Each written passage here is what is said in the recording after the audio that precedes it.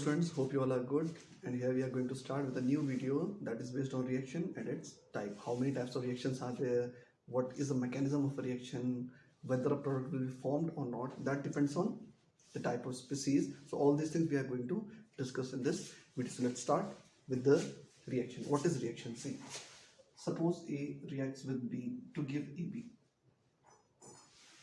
Now this is possible only when A has some benefit with B. When A has some benefit with B, then only AB product is formed. For example, Na won't react with Mg.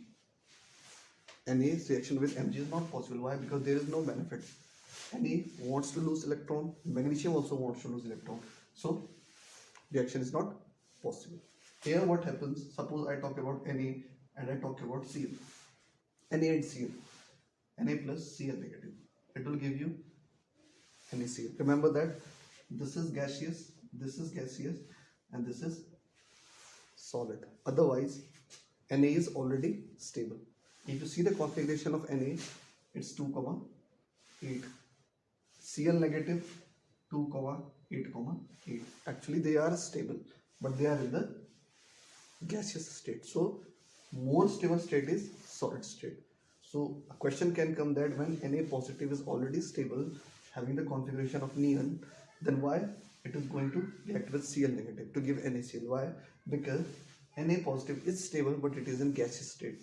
Cl negative is stable but it is in gaseous state. In solid state they are more stable, so they will combine to give NaCl. So Na combined with Cl means Na ion combined with Cl. Why? Because it had some benefit to getting more stable. So reaction means how a species behaves with other species to give new product. New product depends on benefits. If there are benefits in the reactions, then they will combine, otherwise they won't combine. Like Na and Mg. This is also type of reaction. Na is combining with magnesium, but is there any product? No, product is not there. Why? Because there is no benefit of Na combined with magnesium. Okay, so reaction is behavior of one species with another species to give new product. Now what about energies? If I talk about energy, what should I say about reactant and product? See, reactants are on the left side and on the right side you get product. As I told you, there are some benefits. If reactants have some benefit, by making product they will make a product, otherwise they won't make. So what is the benefit here? This is less stable, this is more stable. Now what does stability means in terms of energy? Stability implies less energy. In one of the video I told you about this earlier also. Stability means less energy. It means if I draw a graph like this, so if this is this is reactant and this is product, then I can say this reaction is possible. Why? Because if you see, this is the energy of reactant. I can write it as ER, energy of reactant. Now if I see the energy of product, EP, definitely EP is less than ER. So this reaction is possible. So always remember that reactions takes place when the product is more stable. It means energy is released. It had some energy because it was less stable. Then it released some stability, released some energy, and it became more stable. In that way you have to think. Stability has a link with energy, and that is inverse relation. More stability, less energy. Less stability, more energy. In that way you have to think about reactants and products. So products are always more stable because they have less energy. But what will happen if here you get more energy and here you get less energy? Then see. First of all, those type of reactions won't take place. But even if by some condition, by giving some condition like temperature and pressure, you made reactant to give a product, and here the energy was high and here the energy was low. Now what will happen? After you remove that pressure, that temperature that you had given for the product formation, this reaction will go back, which is called as reversible reaction. This will return in the backward direction. We cannot say precisely as reversible reaction. the reaction will go back. See, this is the reaction product. This is called as forward reaction. This is forward reaction according to you, because you had applied some pressure, temperature, and forcibly you change this reactant to product. But as you removed your pressure, temperature, everything, what happened?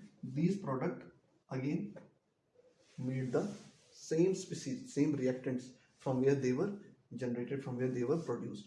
So product will again become reactant when the energy of product is more and that of reactant is less.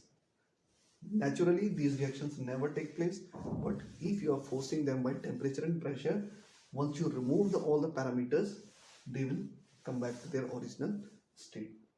So product will be formed only when their energy is less, means their stability is more. I hope now you got everything about reactant and product. Now, how many types of reactions are there? See, first type is combination reaction. Focus on the word and you will get to know what is the meaning of this type of reaction. Just focus on the word. Combination means they will combine. For example, hydrogen combines with chlorine to give hydrochloric acid in this form. Very simple reaction. A reaction in which two reactants combine to give a single product, that is called as combination reaction. Next type of reaction, let's take displacement reaction. You can take it in any order in the books. After this, you are going to get decomposition reactions. Here we are taking displacement reaction. Displacement reaction means suppose zinc reacts with copper oxide. So what happens? It makes its own zinc oxide and copper gets removed. Now focus, because after this you will get confused when I will talk about double displacement. This is displacement reaction. See, only one displacement is there. Zinc displaced copper. Why? Because the reactivity of zinc is more than that of copper. So only one displacement, so it is called as a displacement reaction. It is also called as single displacement reaction, but it is not a common way to represent this type of reaction. Simply we write, by default we write displacement reaction. Another type of reaction just after this, double displacement reaction. Now under double displacement reaction, you get two more new type of reaction which you have studied in your classes, that is neutralization reaction, and next one is PPT reaction, precipitation reaction. These two comes under double displacement reaction. Sorry, again there were some technical issues. So NaOH combines with HCl and gives you NaCl plus H2. This is a neutralization reaction. Now see what happened. Na replaced H to become NaCl, and this OH replaced Cl to become HO. H means H2O. I hope it is clear. NaOH plus HCl. Na replaced H, one displacement. OH replaced Cl, second displacement. That is what is called as double displacement reaction. Two types of displacement are there, but in the previous one only one displacement was there. So this is single displacement reaction or simply displacement reaction, and second one is double displacement reaction. So all neutralization reaction are the examples of double displacement reaction. Now let us talk about PPT reaction, precipitation reaction. Theoretical definition about PPT reaction is a reaction in which one of the product is an insoluble solid. Insoluble solid. I hope you would have done that experiment of barium sulfate, silver chloride. So there what you get as a product, silver chloride and barium sulfate, they are insoluble solid. They are not mixing with the solvent there. Solvent is in another phase and the product is in another phase. Means here the word phase means state. Solid, liquid, gas, these are the states. We also call it as phase. So the phase of PPT is different from that of solvents. Let us take an example. NaCl plus AgNO3 gives AgCl plus NaNO3. This is the PPT here. Silver chloride. AgCl is the PPT, the white colored PPT. Now how can we say that it is double displacement reaction? See, Na combined with NO3 or replaced NO3. Okay, combined with NO3. Sorry, not replaced, combined with NO3, and Cl got combined with Ag. In another way, we can say that Na took the place of Ag and Cl took the place of NO3. In that way also we can say Na combined with NO3 to give NaNO3, Cl combined with Ag to give AgCl. Or we can say that Na has replaced Ag or Cl has replaced NO3, or we can say NO3 has replaced Cl and Ag has replaced Na. There are two displacements here.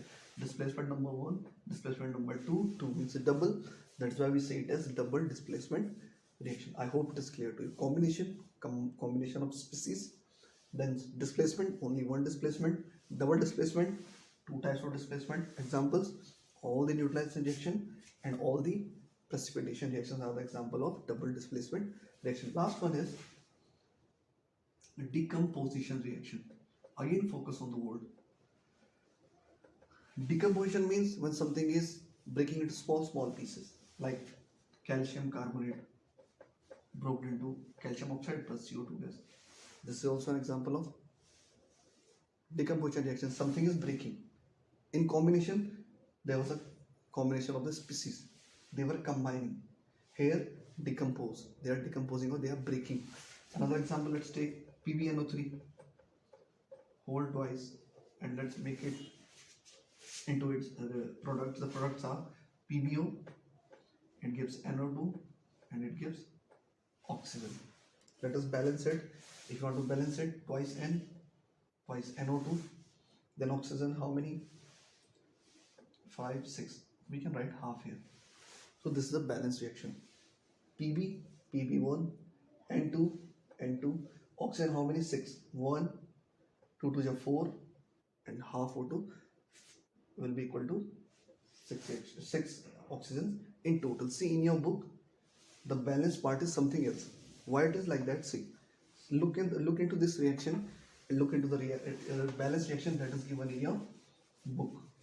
The balanced reaction that is given in your book is twice PbNO3 whole twice gives you twice PbO plus 4 NO2 plus O2.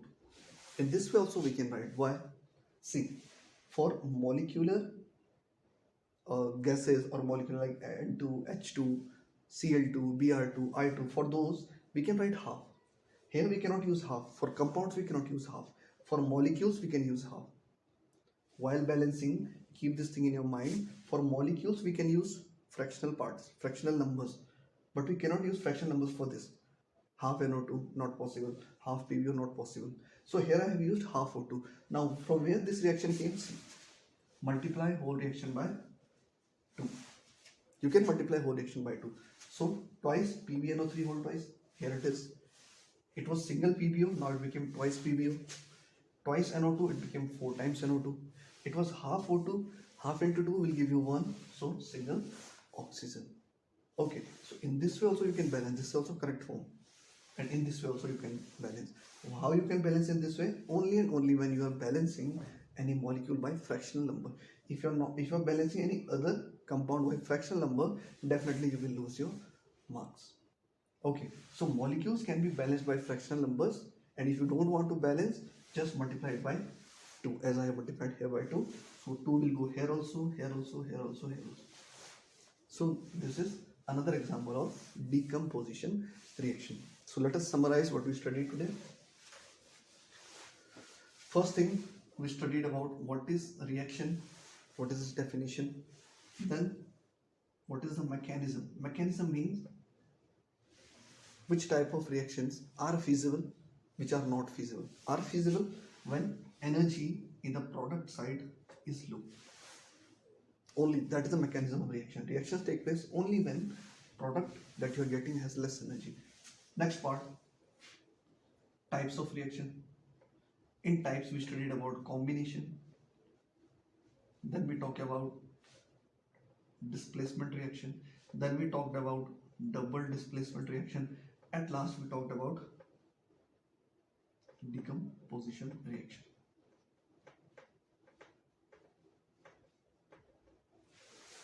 Combination, when species combine. Displacement, when only one displacement is there. Double displacement means when radicals gets exchanged of both the species. Both will exchange their radical, like in neutralization reaction and your precipitation reaction. Decomposition reaction, when a single compound breaks into 2, 3 or 4 types of small species.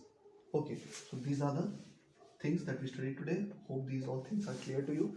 In the next video, we will come with some other important topic. Till then, keep going, keep studying. Thank you.